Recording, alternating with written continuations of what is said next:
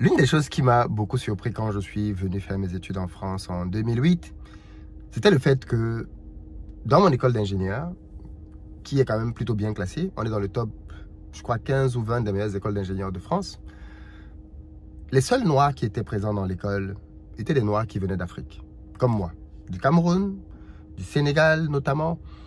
Il n'y avait aucun Noir né, grandi en France dans mon école, zéro, Walou. Par la suite, je me suis dit, bon, c'est peut-être la première année. Mais moi, mon cycle d'ingénieur, il a duré 3 ans. Et pendant les 3 ans, année après année, j'ai vu débarquer dans l'école de plus en plus de Noirs qui venaient pour faire leurs études.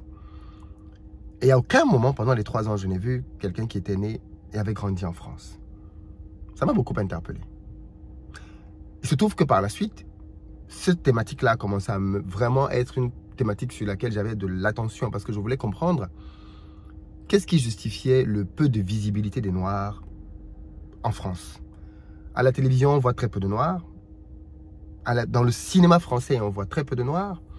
À la télévision, je sais qu'on va penser à Harry Roselmack, à peut-être une ou deux personnes qui ont peut-être des émissions, mais c'est clairement très peu.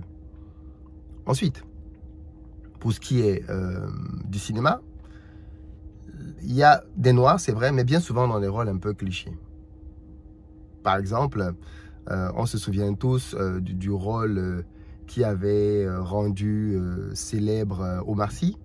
Ben, rappelez-vous, il jouait le rôle d'un gars de la cité qui venait être une sorte d'aide pour quelqu'un de très riche qui était paralysé. Il jouait le rôle d'un gars de la cité. Et la plupart du temps dans le cinéma français, quand il y a des Noirs, ils sont rarement en train de jouer le rôle du gars qui est super intelligent, du gars qui est DG, du gars qui est CEO. Non, bien souvent, les Noirs dans les films ont des rôles malheureusement stéréotypés.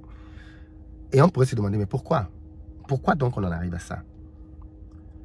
J'ai essayé de comprendre. Et je me demande si une partie de la réponse ne figure pas dans les lieux dans lesquels les Noirs grandissent en France, les cités.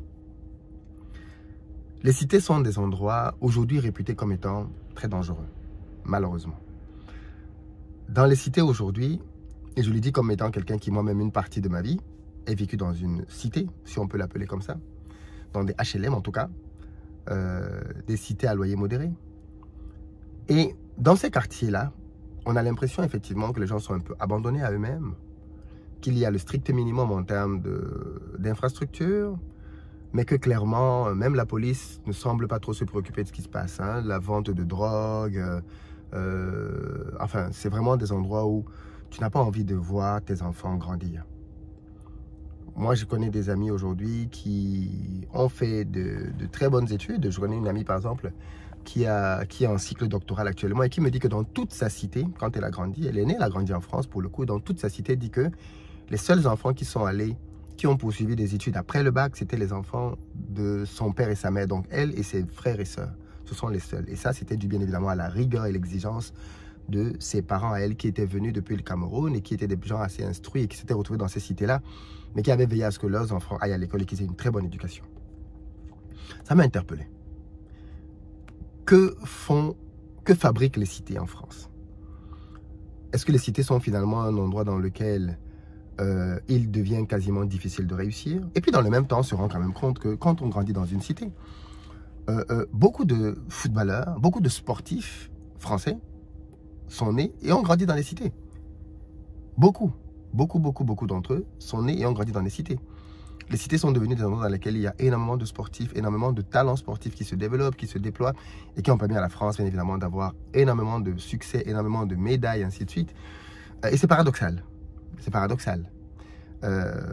La cité permet donc d'avoir du succès dans le sport, mais est-ce uniquement dans le sport? Un autre domaine dans lequel les gens de la cité ont manifestement beaucoup de succès, c'est de la musique et particulièrement de la musique urbaine, du rap et tout ce qui va autour de ça. Beaucoup de jeunes dans les cités grandissent donc dans un environnement dans lequel ils rêvent de devenir soit footballeurs, soit rappeurs. Peut-être qu'il y a bien évidemment aussi quelques entrepreneurs dans les cités qui ont lancé des business avec lesquels ils parviennent à s'en sortir. Mais est-ce qu'il y en a assez? Est-ce qu'il y en a clairement assez? Beaucoup de parents, quand ils sont en Afrique, rêvent d'envoyer leurs enfants en Europe parce qu'ils se disent qu'une fois arrivés en Europe, les enfants vont réussir. Comme si le simple fait d'arriver en Europe signifiait la réussite. J'ai été très surpris quand je suis arrivé en France et que j'ai compris le système français. Parce que quand vous êtes au pays, vous ne comprenez pas le système français. Pour vous, aller étudier en France, c'est déjà très bien. Et donc, bien évidemment, quand vous partez du pays et qu'on vous dit que tu vas aller à l'université de Mantes-la-Jolie ou à l'université de Créteil ou à l'université de, je sais pas moi, Nantes ou je sais pas trop quel Belfort, trop perdu, pour toi, c'est déjà très bien. Tu vas en France, ok? Même si c'est pour venir étudier la philosophie de Victor Hugo, même si c'est pour venir, je sais pas moi, étudier l'esthétique de Voltaire, tu viens, ok? Tu vas en baigne. Okay, donc, c'est déjà un succès phénoménal. Et tes parents vont commencer à chanter au oh, mes enfants sont en France, ainsi de suite. Et j'ai remarqué que beaucoup d'enfants qui sont venus en France sont venus faire des études bidons. Excusez-moi, mais des études qui ne servent à rien. Même en France, ces études-là ne servent pas à grand-chose. Parce qu'ils n'avaient pas une connaissance du système français. Erreur que je pense notre génération ne devrait pas reproduire. Je ferai une vidéo peut-être davantage pour parler de ça, l'orientation. Parce que la première génération de parents qui sont arrivés en France avait pour objectif simplement de se battre, de survivre, de trouver un travail et d'être logés. Donc on les a parqués dans des cités, ça c'était une volonté politique. On les a parqués dans des cités. Et bien évidemment, ces cités aujourd'hui sont devenues des bombes à retardement. Ces parents n'avaient peut-être pas le niveau intellectuel qu'il fallait pour eux-mêmes comprendre le niveau d'exigence d'inscrire leurs enfants dans certaines écoles. Mais cette génération-là, donc, est née et a grandi avec pour but de sortir de la cité. Parce que quand tu as grandi dans la cité, que tu as vu la drogue, que tu as côtoyé la violence, que tu as côtoyé tout ce que tu veux, ben, tu n'as pas envie que tes enfants grandissent là-dedans. Et d'ailleurs, je vous pose la question, vous pouvez me répondre en commentaire. Pour les gens qui ont vécu, nés, grandi en cité, est-ce que vous gardez un bon souvenir de la cité? Peut-être que certains peuvent se dire, oui, mais non, Philippe, tu parles très négativement de la cité. Ok, j'ai une question. Est-ce que vous voudrez que vos enfants naissent et grandissent aussi dans la cité? Parce que moi, c'est l'indicateur le plus parlant. Si tu ne veux pas que tes enfants grandissent dans la cité, ça veut dire que toi-même, tu reconnais déjà que la cité n'a pas plus d'éléments positifs que négatifs. Sinon, ça ne te poserait aucun problème que tes enfants grandissent dans la cité. Parce que ce que j'ai remarqué, c'est que les gens qui réussissent dans la cité, peu importe comment ils parviennent à réussir, veulent sortir de la cité. Ils veulent déménager, ils veulent aller ailleurs. Regardez même les rappeurs, tout ce que vous voulez. Quand ils réussissent, bien souvent, ils déménagent. Ils quittent la cité avec leurs enfants pour les amener ailleurs. Preuve qu'eux-mêmes, ils reconnaissent que la cité est dangereuse. C'est un cadre qui n'est pas propice, c'est un cadre qu'ils ne veulent pas pour leurs propres enfants. Donc avant de venir commencer à m'accuser, me condamner de X, Y, Z, regardons d'abord les faits. Et dans les faits, on peut facilement voir que beaucoup de gens ne sont pas à l'aise avec le fait de grandir dans la cité. On pourrait donc se poser la question de savoir, qu'est-ce qu'il y a donc de positif dans la cité? Peut-être que vous pourrez me répondre en commentaire. Est-ce que la cité a des éléments quand même positifs dont on peut se dire, ok, ça j'ai appris ça dans la cité, ça c'est la cité qui m'a transmis ça, et ça c'est vraiment quelque chose de précieux.